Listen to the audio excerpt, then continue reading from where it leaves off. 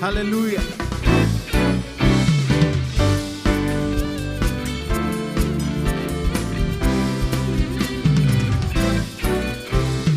Maukah engkau bebas dari dosa? Dalam darahnya ada kuasa, dan menangkan segala nafsu jahat. Ada kuasa dalam darahnya, ada kuasa dalam darahnya. Darah domba Allah, ada kuasa dalam darahnya. Darah anak domba Allah, ada kuasa dalam darahnya. Darah domba Allah, ada kuasa dalam darahnya. Darah anak domba Allah, darah anak domba Allah, darah anak domba Allah. Amin. Haleluya.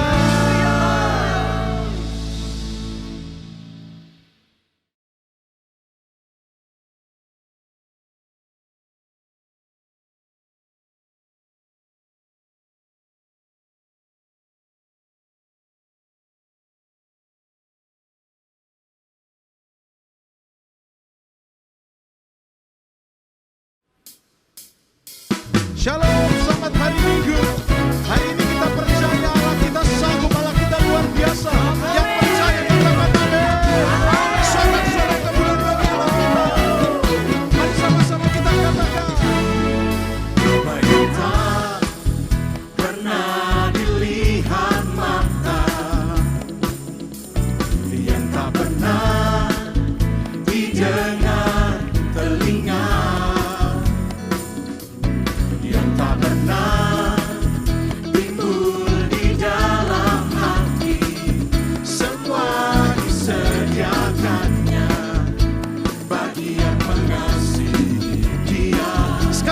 katakan. Apa yang tak pernah dilihat mata, yang tak pernah didengar telinga, Yang tak pernah timbul di dalam hati, semua disediakannya bagi yang mengasihi. Mari di mana saudara, sama-sama kita katakan. Allah sanggup melakukan segala perkara, dulu, sekarang, dan selamanya. Kuasanya tidak berubah. Allah sanggup melakukan segala perkara, dulu, sekarang, dan selamanya. Kuasanya tak berubah. Haleluya. Mari sama-sama katakan. Apa yang tak pernah dilihat mata, yang tak pernah didengar telinga, Itu yang kau sediakan Tuhan. tak pernah timbul di dalam hati, semua disediakannya bagi yang mengasihi Dia. Allah sanggup. Allah sanggup melakukan Kami percaya Kau Allah yang sanggup. Oh, haleluya. selamanya. Kuasanya tidak berubah. Allah sanggup melakukan segala perkara, dulu, sekarang, dan selamanya. Kuasanya tak Musik memuji Tuhan. Mari kita bertepuk tangan bersama-sama. Kita bersuka cita. Haleluya. Mari sekarang bertepuk tangan di atas kepala kita. Yeah.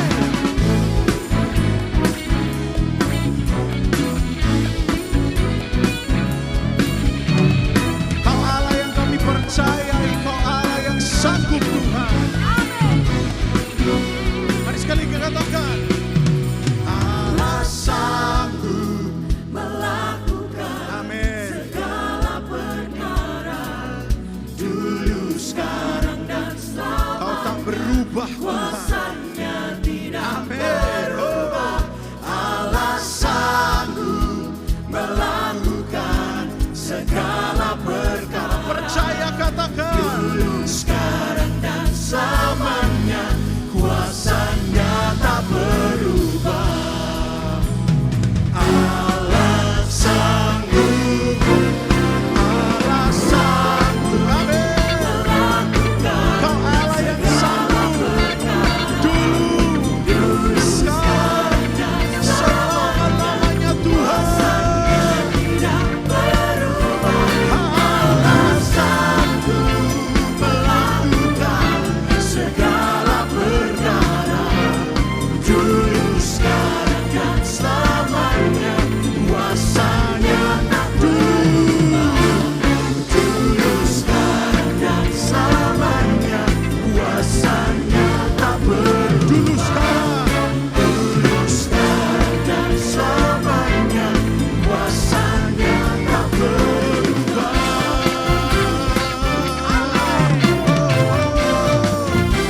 Mari berikan kemuliaan bagi Allah.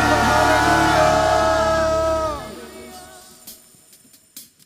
Terima kasih Yesus. Kami mau menyembah-Mu Tuhan. Angkat hati kami Tuhan. Inilah penyembahan kami Yesus. Haleluya. Yesus. Tuhan pelita hidupku, terang jalanku, Engkau penolongku. Kini jiwaku memuji tiada terbagi, Engkau yang di hati. Ku tinggikan Kau Allahku, di atas mesbah syukurku.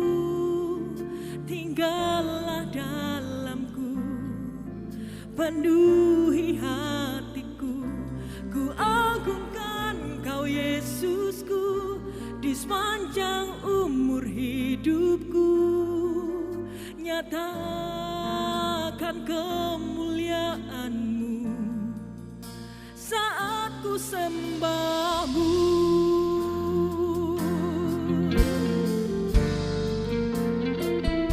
Haleluya, haleluya.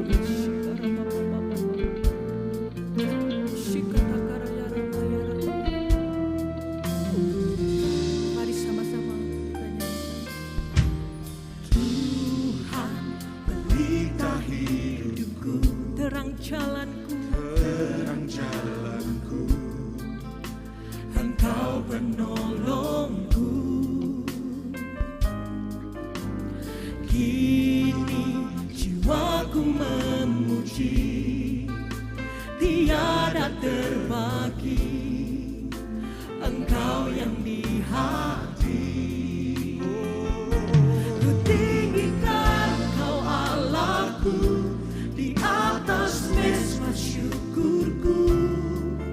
tinggallah dalamku, penuhi hatiku. Kau ku agungkan, Agungkan Kau Yesusku, di sepanjang umur hidupku.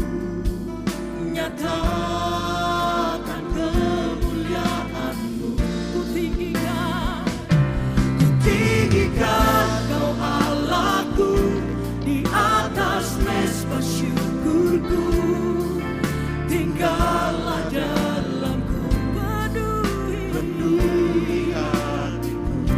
Ku agungkan Kau Yesusku, Di sepanjang umur hidupku, nyatakan kemuliaan-Mu saat ku sembah.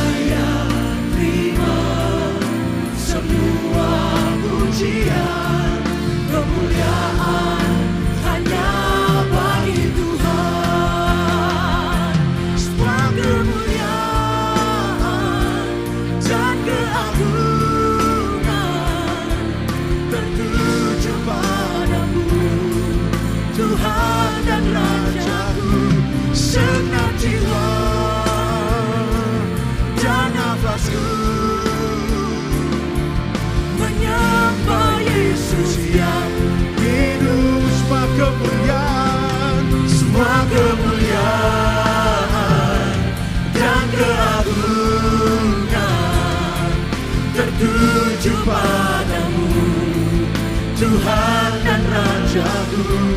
Senang jiwa dan nafasku menyembah Yesus yang hidup.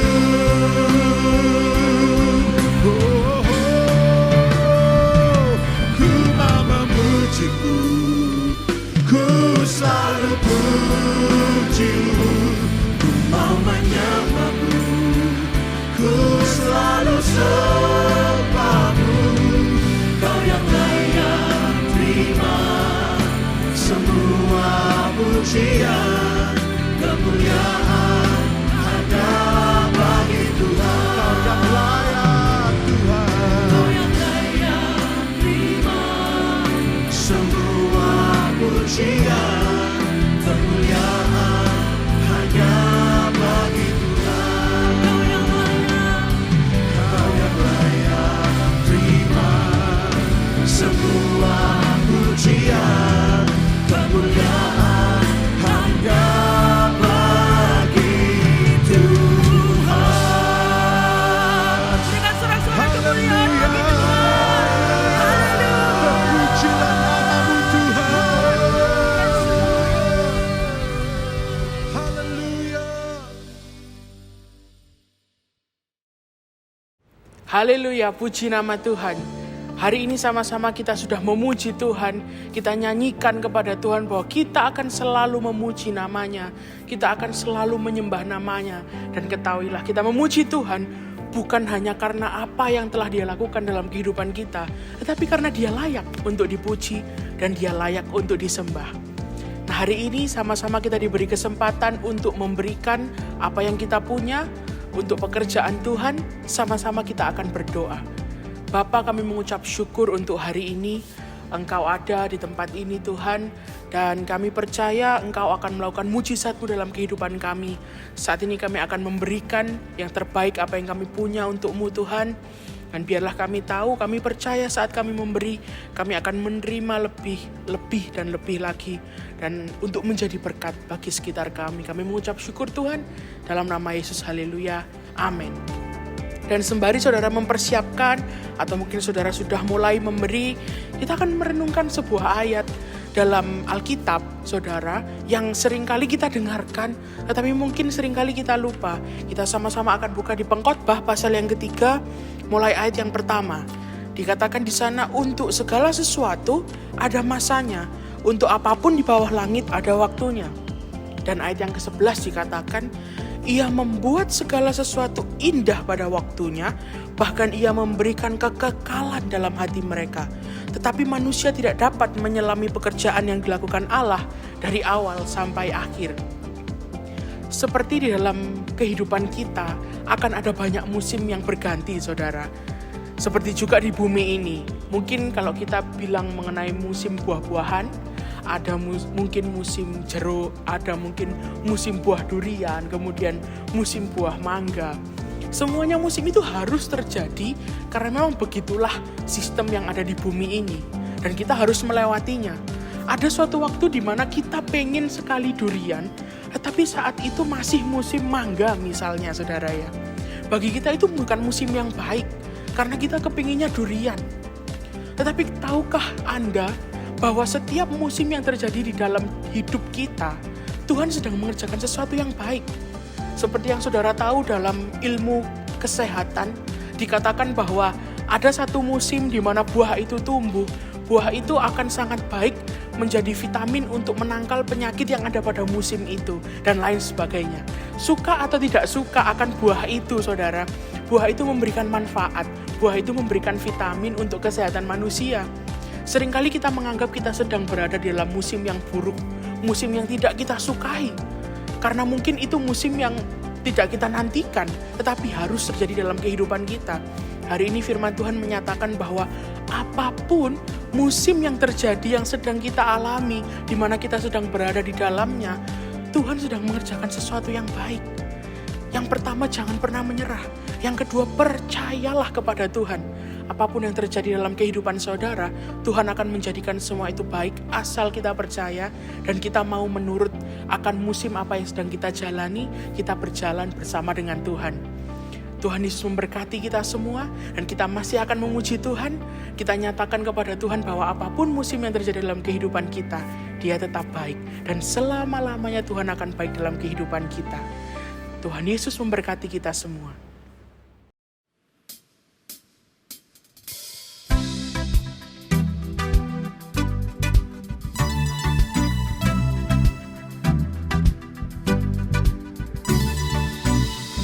Apapun yang ku alami, selalu ada kebaikan-Mu. Di setiap waktu ku tahu Kau pedulikan seluruh hidupku. Musim kan terus berganti, penyertaan yang tiada berhenti. Masa depanku ada dalam hati-Mu. Mari bersama-sama katakan, begitu sempurna kasih-Mu, bawaku melangkah dengan kuat tangan-Mu.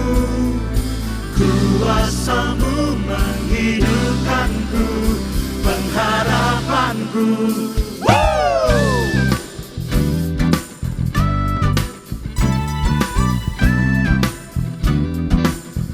mari sama-sama dengan segenap hati kita percaya bahwa kuasa-Nya adalah pengharapan kita.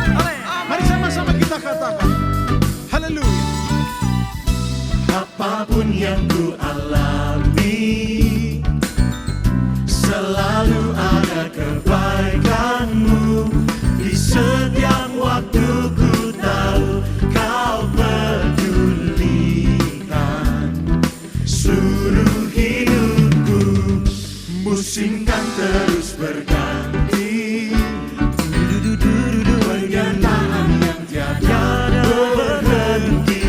Masa depanku ada dalam hati-Mu. Kami aman Tuhan. Aman dalam-Mu. Begitu sempurna kasih-Mu, bawaku melangkah dengan kuat tangan-Mu. Kuasa-Mu menghidupkanku, pengharapanku. Begitu sempurna kasih-Mu, bawaku melangkah dengan kuat tangan-Mu.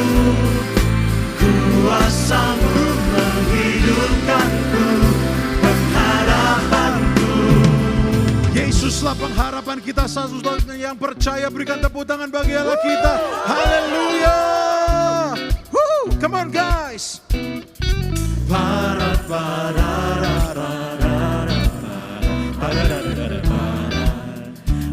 Haleluya. Music.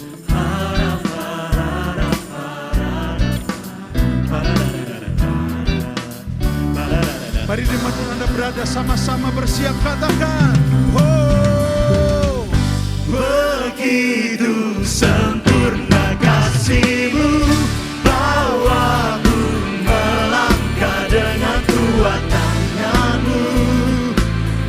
Kuasa-Mu menghidupkanku, pengharapanku. Begitu sempurna kasih-Mu, bawaku melangkah dengan kuat tangan-Mu. Kuasa-Mu menghidupkanku, Kau pengharapanku. haleluya. Yeah. Haleluya. Hanya Dialah pengharapan kita. Haleluya.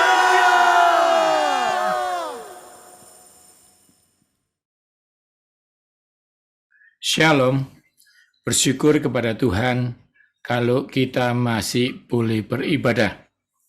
Sebelum saya menyampaikan firman tentang 6 alasan kenapa orang Kristen diuji oleh Tuhan. Kita menghadap Tuhan dulu yuk. Tuhan, aku bersyukur kepada Tuhan. Kalau pagi ini kami boleh menyembah Tuhan. Kami boleh belajar firman Tuhan. Layakkanlah hamba ini dan urapi yang mendengar. Biarlah apa yang kami bicarakan menyenangkan hatimu. Terima kasih Tuhan Yesus. Dalam nama Yesus yang siap diberkati. Katakan amin. Saudara, hidup itu harus diuji. Mengapa? Karena penguji ingin Anda lulus. Itu yang membedakan antara ujian dan cobaan. Tadi saya katakan penguji ingin yang diuji lulus. Sedangkan pencoba pasti mencobai dan ingin yang dicobai jatuh. Setan mencobai Anda karena dia jahat. Dia mencuri, membunuh, dan membinasakan. Dia tidak tunggu Anda salah. Dia akan mencobai. Tetapi bersyukur, karena imam besar kita Yesus sudah lulus, dicobai oleh setan, maka dia bisa menolong kita. Dia berkatakan, cobaan yang dicobai kita tidak lebih besar daripada kekuatan kita. Dan dia akan memberi jalan keluar sehingga kita bisa lolos ya dari cobaan setan. Kita kembali ke ujian. Lalu apa bedanya, Pak? Ya, ayo kita lihat ya.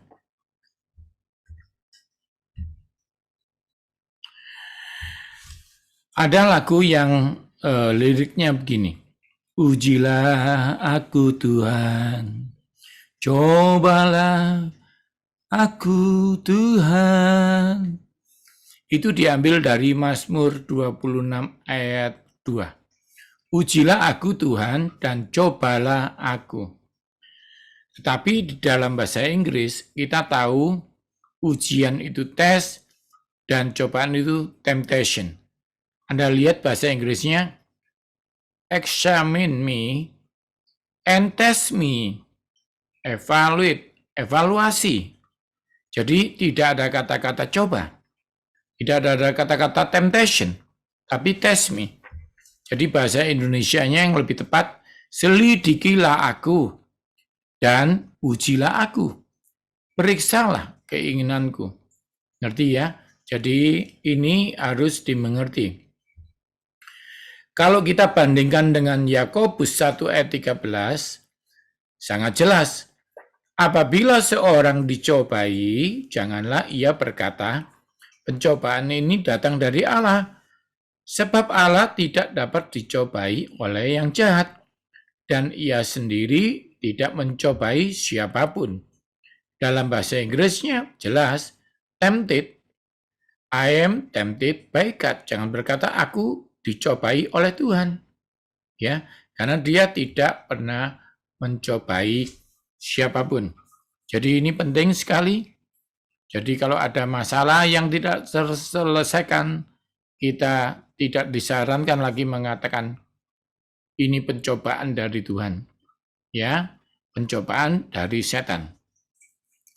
Nah, sekarang saya akan menjelaskan 6 alasan kenapa anak Tuhan diuji oleh Tuhan. Ya, kita lihat. Yang pertama, supaya kita tahu siapa diri kita. Ini tentang kemurnian hati. Jadi ingat, banyak orang waktu diuji Tuhan bicara, ayo kita uji yuk Tuhan kita yuk. Hei, Tuhan tidak perlu diuji. Dia itu tidak berubah. Sebagai penolong, dalam kesesakan sangat teruji. Jadi tidak usah diuji lagi, sangat terbukti, sudah dibuktikan. Jadi Anda harus tahu ya, Tuhan menguji hati kita. Salah satu alasan kita diuji Tuhan adalah untuk menguji hati kita. Ayo kita lihat ayatnya ya. Amsal 16 ayat 2. Segala jalan orang adalah bersih menurut pandangannya sendiri, tetapi Tuhanlah yang menguji hati. Anda tahu? Semua orang bisa berkata hatiku bersih. Kalau orang itu pandai bicara, dia bisa mengatakan dia bersih. Tetapi firman Tuhan mengatakan Tuhan yang menguji hati. Ingat tidak kata-kata ini? Manusia melihat rupa, tapi Tuhan melihat hati. Ini peristiwa di mana? Ini peristiwa ketika Samuel melihat kakaknya Daud lebih hebat. Tetapi Tuhan berkata, emang engkau manusia melihat rupa. Karena kakaknya Daud itu gagah-gagah ya. Tapi Tuhan menegaskan, aku melihat hati. Jadi Tuhan sudah mengatakan bahwa Daud lolos. Nah, ini ya peristiwanya. Bukan yang dilihat manusia, yang dilihat Allah. Manusia melihat apa yang di depan mata, tetapi Tuhan melihat hati. Jadi kita sudah tahu sekarang, salah satu alasan ujian adalah Tuhan melihat hati. Yang kedua apa? Untuk mahkota kehidupan. Untuk mahkota kehidupan. Prioritas orang Kristen biasanya masuk surga. Asal masuk surga, tenang. Tetapi Anda tahu nggak? Sebagai anak Tuhan yang sudah diselamatkan, sudah pasti kok masuk surga. Kalau Anda menonton 2 orang atau lebih, katakan sebelahmu, kamu pasti masuk surga. Sejak menerima Yesus, Anda masuk surga. Tetapi tujuan kita bukan hanya sekedar masuk surga. Apa Pak Yu? Kita lihat ya. Yohanes dan Yakobus itu tidak hanya ingin masuk surga, tetapi ingin duduk di sebelahnya Yesus di surga. Sebelah kanan dan sebelah kiri. Artinya apa? Kerajaan surga itu pemerintahan. Dia ingin memerintah bersama Yesus di surga. Kalau ambil contoh gampangnya, di surga Anda mau jadi rakyat biasa, atau menteri, atau gubernur, pokoknya intinya dekat Yesus. Ini penting loh. Ada orang bertanya sama saya, Pak, Bapak pernah ke Istana Negara? Pernah. Baik upacara negara bersama rombongan, gereja yang waktu itu diundang di Istana Negara, bahkan saya pernah sendirian mengajar kesekretariatan presiden. Bapak pernah lihat presiden? Bapak pernah lihat menteri? Bapak pernah lihat staf khusus? Ya pernah dong, mengajar kok. Biasanya orang hanya melihat di TV. Ini hanya ilustrasi loh. Bukan yang asli, karena yang aslinya nanti ditentukan mahkotamu apa. Bayangkan, Anda masuk surga, tetapi tidak duduk sebelah kekasihmu, Yesus.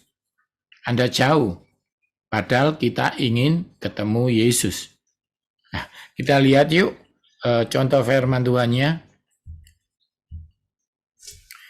Matius 20 ayat 20. Maka datanglah ibu anak-anak Zebedius serta anak-anaknya itu kepada Yesus.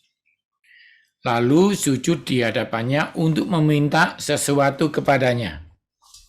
Kata Yesus, apa yang kau kehendaki? Jawabnya, berilah perintah supaya kedua anakku ini boleh duduk kelak dalam kerajaanmu. Yang seorang di sebelah kananmu dan yang seorang lagi sebelah kirimu. Tapi Yesus menjawab, kamu tidak tahu apa yang kamu minta. Dapatkah kamu meminum cawan yang harus kuminum? Nah, untuk menjelaskan ini, mari kita belajar dulu. Yesus duduknya di sebelah mana? Di sebelah kanan Allah Bapa yang Maha Tinggi. Kenapa? Karena dia lolos ujian selama di bumi. Jadi Yakobus dan Yohanes juga ingin duduk sebelahnya Yesus. Bukan hanya ingin masuk surga. Saya ulangi lagi ya. Yohanes dan Yakobus bukan hanya ingin masuk surga, tetapi ingin duduk sebelah kanan dan kirinya Yesus. Itu kan menarik, saudara. Karena selama ini kita berpikir bahwa masuk surga cukup. Kalau cuma masuk surga itu mudah. Ingat tidak, penjahat sebelahnya Yesus. Dia masuk surga walaupun belum sempat doa malam. Ini ilustrasi ya. Tapi intinya begitu mudahnya masuk surga. Iya. Jadi hanya terima Yesus, iya. Jadi Anda yang terima Yesus pasti masuk surga. Kalau Anda ada yang menonton yang belum terima Yesus, kapanpun Anda menonton khotbah ini, cepat terima Yesus. Karena dia hanya satu-satunya jalan untuk masuk surga. Tetapi untuk Anda yang melayani Tuhan, kuatkan dan teguhkan hatimu. Anda akan dapat mahkota kehidupan untuk menentukan posisimu di surga. Ini tentunya menarik ya. Ya, yang pertama itu apa?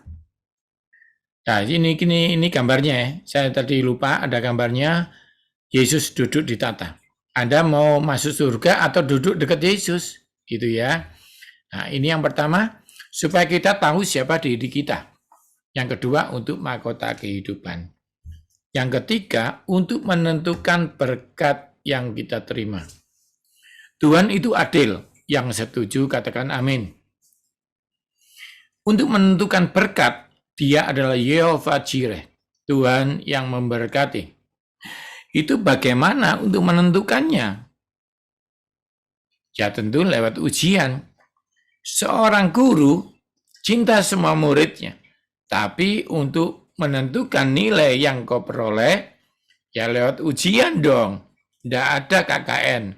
Kolose mengatakan, semua orang akan menerima konsekuensinya. Jadi ingat, saya ulang lagi.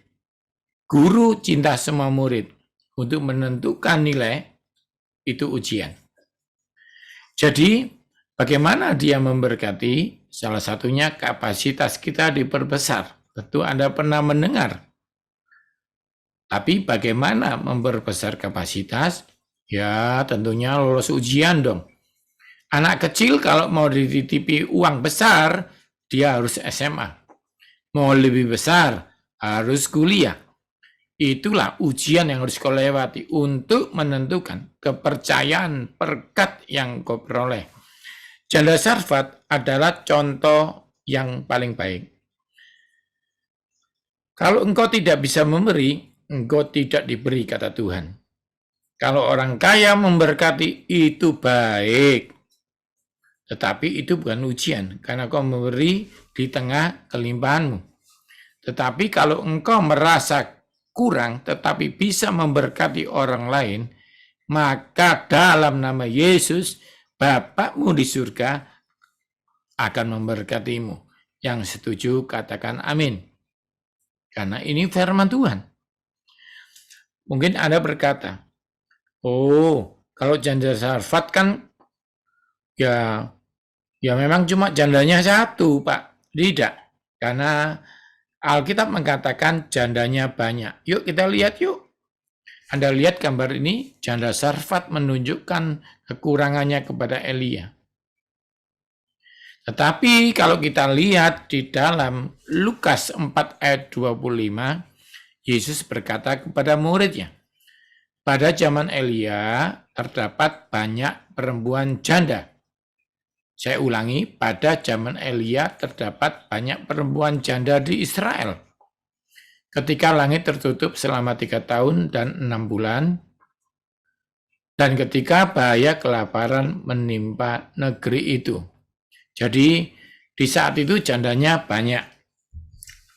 Tetapi Elia ayat 26 diutus bukan kepada janda yang banyak, melainkan kepada perempuan janda di Sarfat.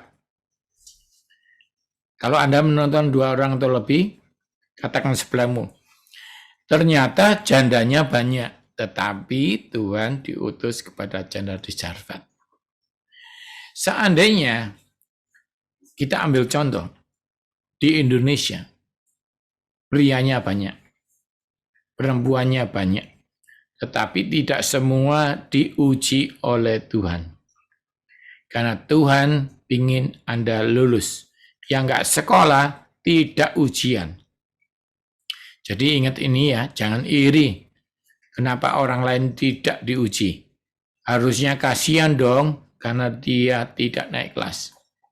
Kita tahu sekarang bahwa Tuhan spesifik untuk menitipkan berkat. Contoh lain juga ada sih, namanya Ayub. Kita lihat setelah dia lulus ujian, dia tambah kaya, dan kaya raya. Itu contoh ya saudara. Kita sudah belajar 3, menarik bukan? Yang pertama untuk Tuhan mengetahui siapa diri kita, hati kita. Yang kedua untuk mahkota kehidupan. Yang ketiga untuk menentukan berkat yang kita terima. Yang keempat adalah cara Tuhan mempromosikan kita. Mungkin Anda staf yang bosan dengan posisimu. Mungkin Anda hamba Tuhan atau guru atau pengajar yang mulai jenuh karena engkau ingin lebih dipakai Tuhan lagi ke area yang belum pernah engkau dibawa. Ada ayat yang mengatakan apa yang tidak timbul dari hati, apa yang tidak pernah kau dengar, tidak pernah kau pikirkan, akan diberikan. Itu tepat dan iya dan amin. Masalahnya, ujian harus dilewati. Banyak orang bilang, saya sudah diurapi Pak, tapi kenapa saya belum dipromosikan? Daud juga sudah diurapi oleh Nabi besar, Nabi Samuel. Tetapi dia masih mengembalakan kambing. Dia masih mengembalakan domba. Jadi urapan hanyalah permulaan. Ada ujian yang harus dilewati. Anda tahu nggak? Daud masih belum terkenal loh ketika diurapi. Jadi Anda yang sudah pernah dengar suara Tuhan, suara Nabi, jangan kecewa. Itu tepat bahwa Tuhan akan mengirim nabinya. Tetapi itu hanya permulaan loh. Dan Daud membuktikan dia masih mengembalakan. Kapan dia terkenal? Kapan dia awal menjadi raja? Ketika Goliat datang. Ya ini ya. Ayo kita lihat yuk ayatnya.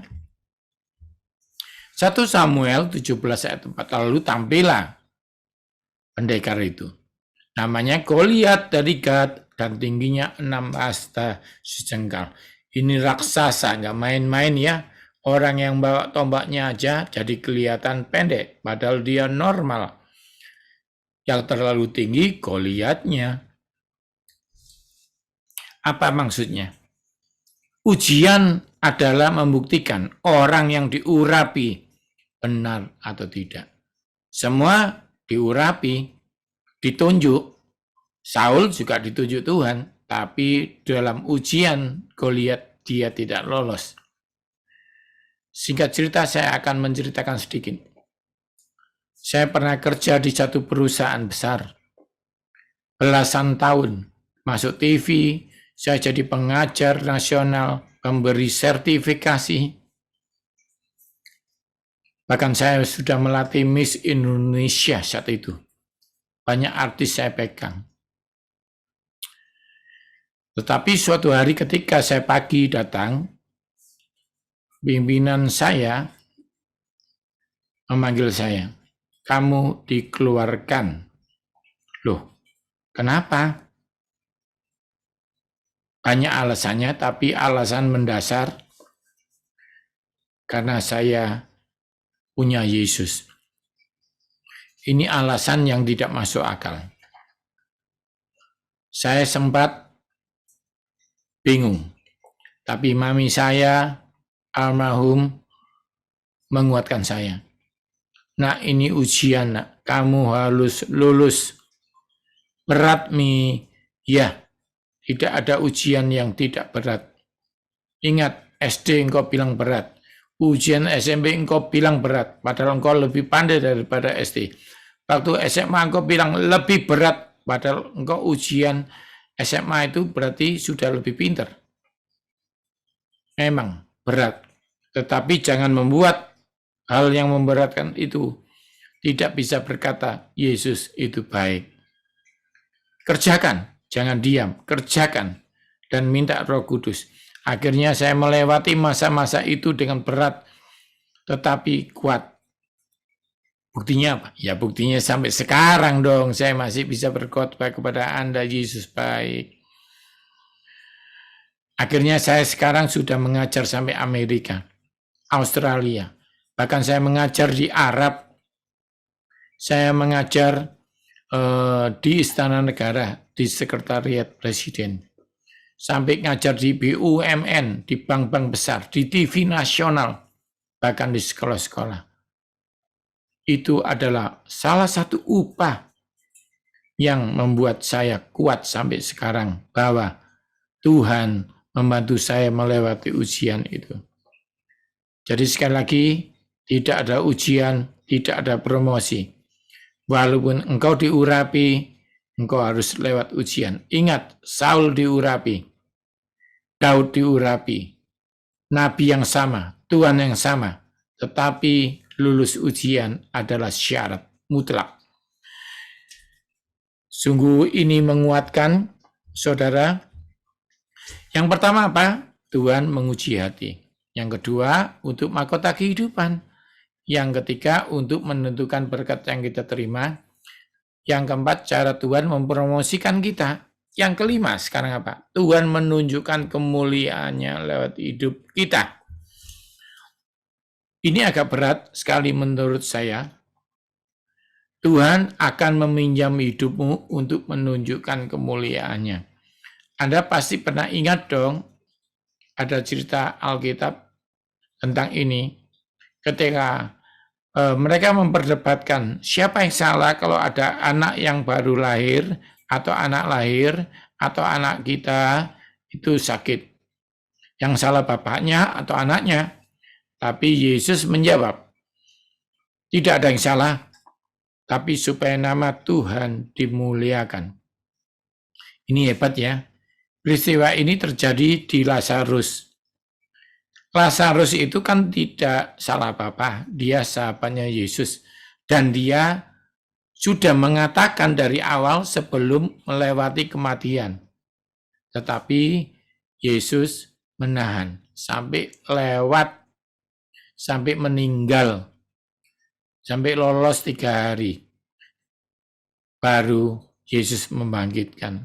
Ingat, ciri-cirinya apa? Telat. Mungkin engkau sekarang telat bayar ujian. Mungkin sekarang engkau telat bayar sekolah. Mungkin engkau telat bayar kontrakan rumah. Mungkin engkau merasa semua sudah telat.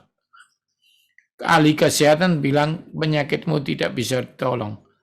Semakin telat, asal engkau anak Tuhan Yesus, ini adalah ujian untuk engkau bersabar.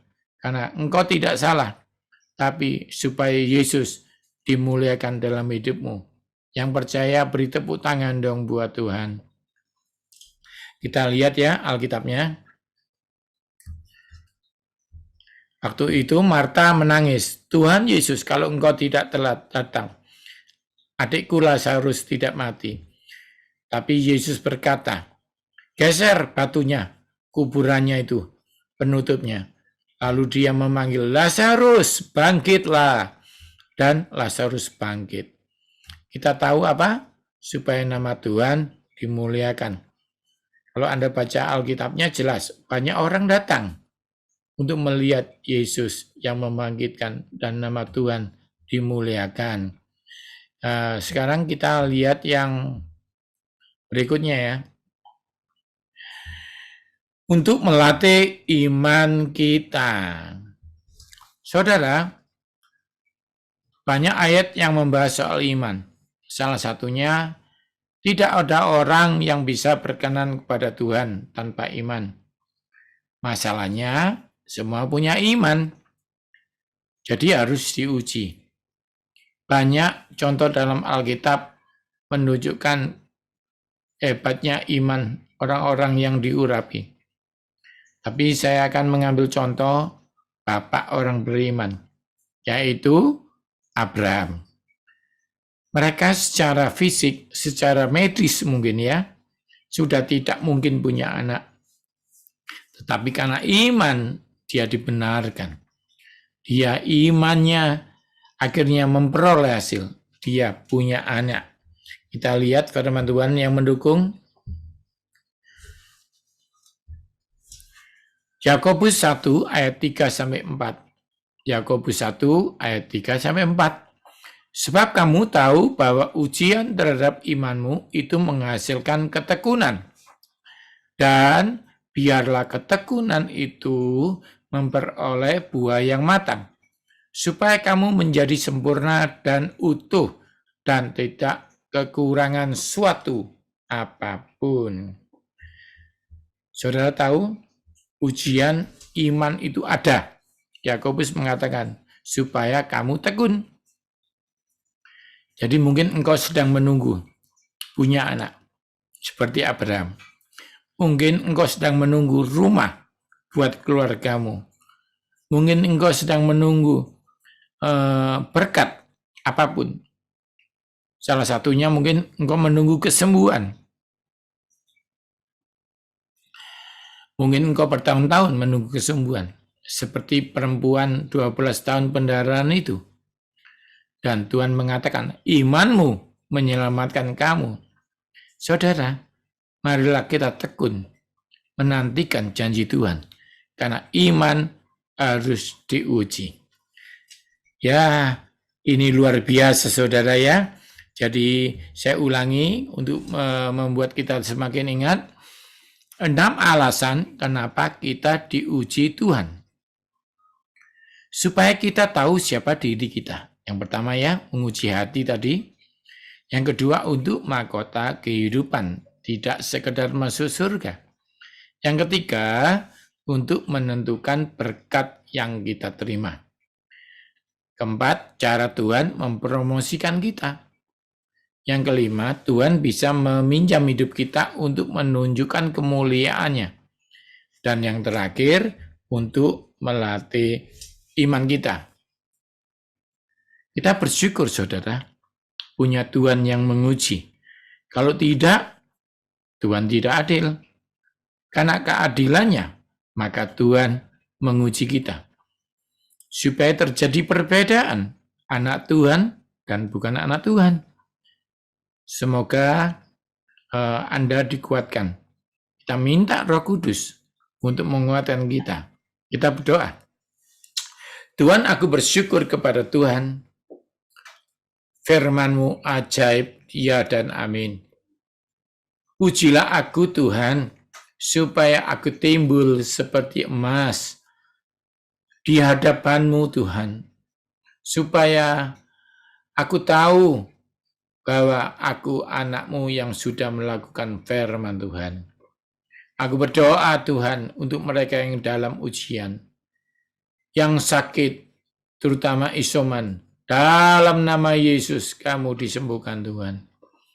Yang belum kena COVID, dalam nama Yesus dihindarkan. Terima kasih Tuhan, yang diabetes disembuhkan, yang kolesterol disembuhkan, sakit emah, sakit sendi, kanker, autoimun, apapun penyakitmu dalam nama Yesus disembuhkan. Tuhan terima kasih Yesus, berkati kami yang kesulitan dalam ujian ekonomi. Oh Tuhan berkati ujian pernikahan kami. agar kami lewat lolos ujian ini. Hubungan baik anak menantu, suami istri diperbaiki oleh Yesus. Yang percaya lolos ujian bersama Roh Kudus. Dalam nama Yesus, katakan amin. Saudara, terima kasih. Tuhan Yesus memberkati saudara. Puji nama Tuhan, dan mari sekarang kita angkat kedua tangan kita untuk terima berkat Tuhan. Dengarkan apa yang firman Tuhan katakan. Di dalam nama Tuhan Yesus Kristus, Tuhan memberkati engkau dan melindungi engkau. Tuhan menyinarkan wajahnya kepadamu dan memberikan kepadamu kasih karunia. Tuhan menghadapkan wajahnya kepadamu dan memberikan kepadamu damai sejahtera. Saudaraku yang dikasihi oleh Tuhan Yesus Kristus, biar berkat rahmat sukacita menyertai kehidupan kita dari hari ini sampai Tuhan Yesus datang kembali. Dalam nama Tuhan Yesus Kristus, mari kita semua yang percaya sama-sama katakan amin. Selamat hari Minggu, Tuhan Yesus memberkati kita semua. Shalom jemaat Tuhan, terima kasih Anda sudah bergabung di online service Gereja Allah Baik Mojokerto. Sesuai peraturan dari pemerintah, minggu depan ibadah akan tetap dijalankan secara online. Anda dapat membagikan link ibadah kepada teman atau saudara Anda agar mereka bisa mengikuti ibadah. Anda dapat subscribe channel YouTube GAB TV agar Anda tidak tertinggal informasi tentang ibadah terbaru. Anda dapat memberikan persembahan melalui 3 cara. Yang pertama, Anda dapat datang ke gereja pada pukul 8 sampai 12 siang untuk dapat memberikan persembahan di kotak persembahan. Yang kedua, Anda dapat memberikan persembahan melalui transfer ke rekening Gereja Allah Baik. Dan yang ketiga, Anda dapat scan barcode pada aplikasi e-wallet Anda. Sampai jumpa pada ibadah online service minggu depan, dan Tuhan Yesus memberkati.